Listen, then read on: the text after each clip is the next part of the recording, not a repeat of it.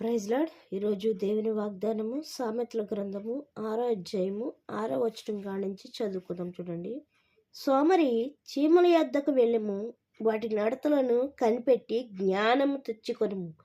వాటికి న్యాయాధిపతి లేకున్నను, పై విచారణకర్త లేకున్నను, అధిపతి లేకున్నను అవి వేసవి కాలమందు ఆహారము సిద్ధపరచుకొనును, కోతకాలమందు ధాన్యమును కూర్చుకొనును. సోమరి, ఎందాక నీవు పండుకొని ఉందువు? ఎప్పుడు నిద్ర లేచెదవు? ఇక కొంచెము నిద్రించదనని, కొంచెం సేపు కునికెదనని, కొంచెము సేపు చేతులు ముడుచుకొని పరుండదనని నీవనుచుందువు. అందుచేత దోపిడిగాడి వచ్చినట్లు దారిద్ర్యము నీ యొద్దకు వచ్చును, ఆయుధదారుడు వచ్చినట్లు లేమి నీ యొద్దకు వచ్చును. ఇక్కడ వాక్యంతో మనతో ఏమని మాట్లాడుతుందంటే, నిద్ర అంట చాలా దరిద్రమైందంట. దానికి కాల పరిమితి ఉందండి. ఇన్ని గంటలు పడుకుంటే సరిపోతుంది మనిషి ఆరోగ్యానికి. అన్ని గంటల కంటే ఎక్కువగా పడుకుంటే ఏమొస్తుందంట? దరిద్రం వస్తుందంటండి. ఇంకా సోమరి కంట ఏమి లేదంట? జ్ఞానము లేదంట. సోమరి, చీమల యొద్దకు వెళ్ళుము, వాటి నడతలను కనిపెట్టి జ్ఞానము తెచ్చుకొనుము అంటున్నాడు. మనుషులు జ్ఞానము లేకుండా మసులుకోవడం వల్ల చీమల కంటే అజ్ఞానులైపోతున్నారు మనుషులు. ఏంటండి?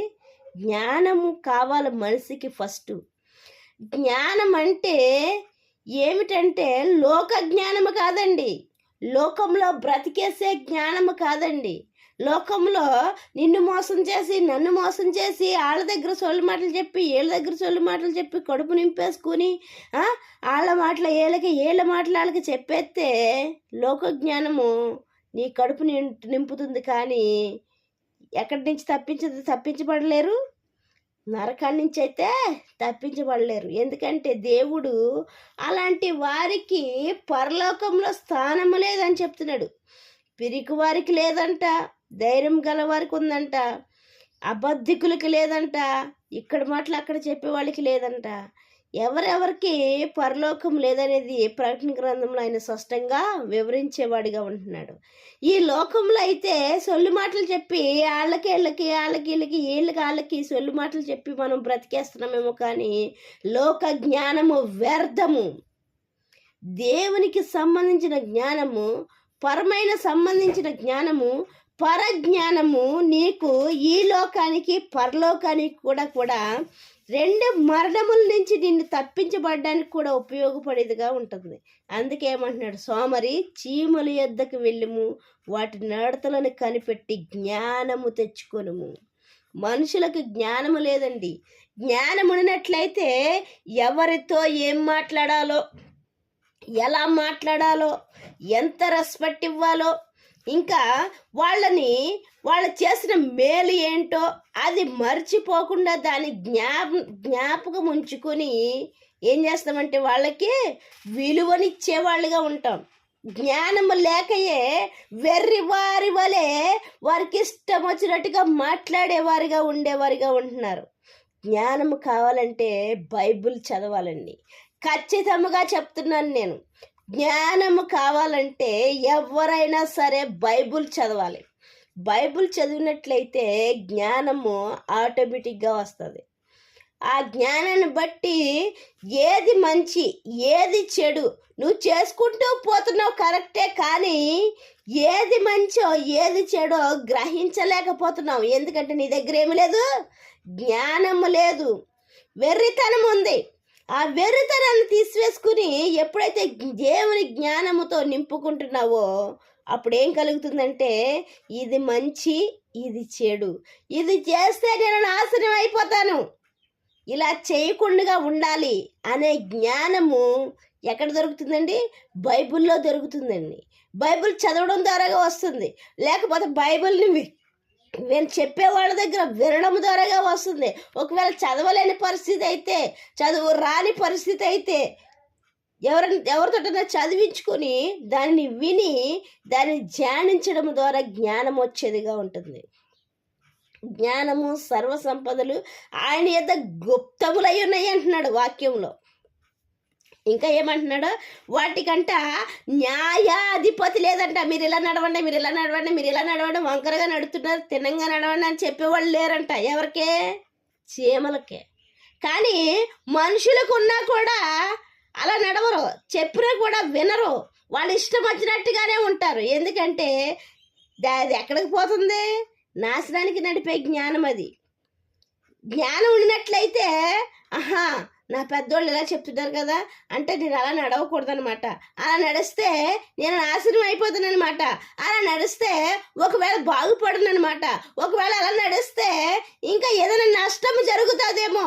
అలా కాకుండా నా పైవాళ్ళు చెప్పారు. ఎందుకంటే వాళ్ళకంటే అనుభవం నీకెక్కడది? వాళ్ళు అనుభవించిన తర్వాతే కదా నీకు మంచి చెడులు చెప్పేది.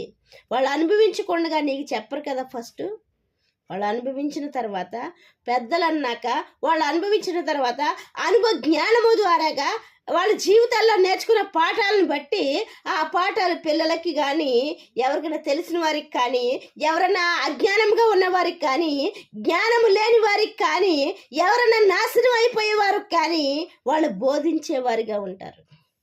అయితే ఇక్కడంట వాటికి న్యాయాధిపతి లేకున్నా, పై విచారణకర్త లేకున్నా, అధిపతి లేకున్నా ఏం చేస్తున్నాయంటండి అవి? వేసవి కాలమందు ఆహారమును సిద్ధపరుచుకొనును. పనికి బద్దుకులు కాదంటండి అవి, నిద్రపోతూ ఉండేవి కాదంటండి అవి. ఎందుకంటే నిద్రపోతున్న వారితోటి మాట్లాడుతున్నాడు, సోమరి అంటున్నాడు. దరిద్రం ఎలాగ వస్తుందంటండి? ఎక్కువగా నిద్రపోవడం వల్ల వస్తుందంట దరిద్రం. నిద్రపోవాలి, కానీ దానికి సమయాన్ని బట్టి నిద్రపోయేవారుగా ఉండాలి. ఎక్కువగా నిద్రపోయేవారుగా ఉండకుండా వాక్యముతో ఉండమని వాక్యము మనతో హెచ్చరిస్తుందండి. వాక్యం వింటున్న ప్రతి ఒక్కరితోటి మాట్లాడుతున్నాడు ఆయన. ఏమని మాట్లాడుతున్నాడంటే, వాళ్ళకి విచారణకర్త లేకపోయినా కూడా సేమలు ఎంత చక్కగా నడుస్తున్నాయి, జ్ఞానము కలిగి మలుచుకుంటున్నాయి. ఒకవేళ నీకు విచారణకర్తలు ఉండి నీకు చెప్పినట్లయితే నువ్వు వినకుండా అజ్ఞానముతో నడిచినట్లయితే, వాక్యంతో ఆయన హెచ్చరిస్తున్నాడు. ఏమొస్తుందంటండి?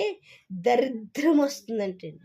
దరిద్రం అంటే చూడండి ఒకసారి, సోమరి ఎందాక నీవు పండుకొని ఉండవు, ఎప్పుడు నిద్ర లేచేదవు, ఇక కొంచెము నిద్రించేదను, కొంచెము కునికెదను, కొంచెము సేపు చేతులు ముడుచుకొని పొరుండదనని నీవు అనుకుందువు, అందుచేత దోపిడిగాడి వచ్చినట్లు దారిద్రం నీ ఎద్దకు వచ్చును.